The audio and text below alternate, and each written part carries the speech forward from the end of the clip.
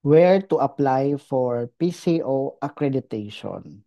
Para makapag-apply po ng PCO accreditation, pumunta po lamang tayo sa prescribed platform.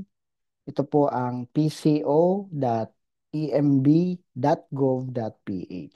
So sa ating favorite internet browser, puntahan natin ang pco.emb.gov.ph.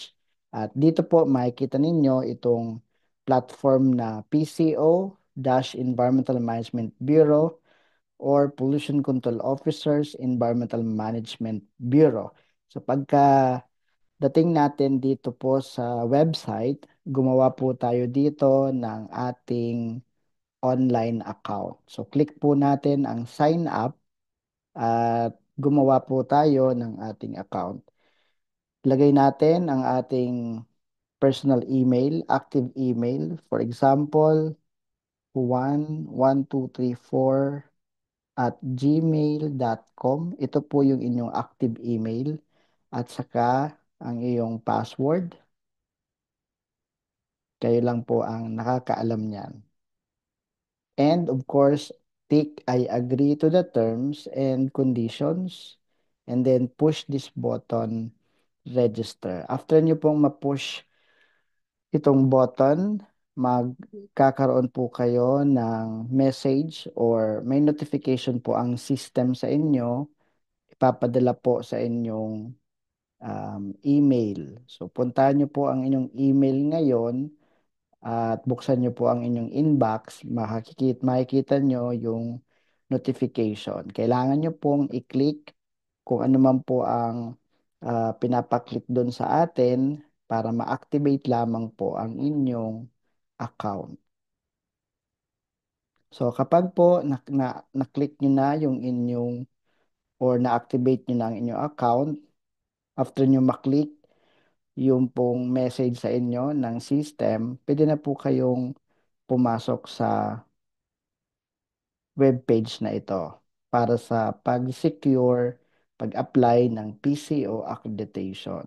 So ilalagay nyo lang po yung inyong activated email. Remember po kapag nag-sign up, magpapadala po ang system ng message at may kailangan po kayong i-click doon para ma-activate ang account. So pag na-activate nyo ng account, mag-login dito sa online PCO application system gamit po ang inyong activated email. So lagay ninyo yung inyong activated email. So kapag na lagay nyo na po ang inyong account, makakapasok kayo dito sa inyong account. So paglagay nyo po ng email at ng password, makakapasok kayo dito sa platform mismo. And then, mula po dyan, umpisahan nyo po na kumpletuhin po ang inyong profile at pagkatapos nyo makumpleto ang profile, dito naman kayo sa application and then click all para po magsimula na kayo pag-fill up ng application form. I-click nyo po itong new application at may tanong po ito kung meron daw po ba tayong existing certificate of accreditation. Kung ang sagot nyo po ay no, ang ibig sabihin, bagong application pa lang ito. At kung ang sagot nyo naman ay yes, ibig sabihin renewal na po ang ating application. So kapag po nag-click kayo ng either yes or no, meron pong mga basic requirement po ito sa pag-fill up ng form. Una, ito pong ano po ang region natin, ano po ang name of establishment, ano yung website, nature of business, establishment category based on DAO 2014-02, telephone number, PCO employment status, current position, number of years in current position. And maglalagay po tayo ng ating appointment letter as PCO, Certificate of Employment at Notarized Affidavit of Undertaking. Kapag first time po or new application, ito lang yung requirements.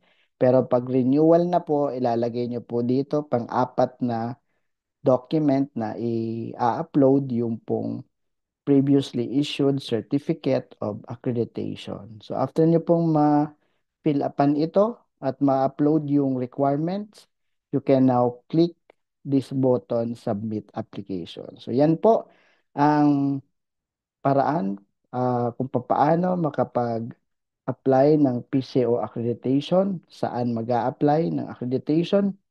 Again, sa pco.emb.gov.ph.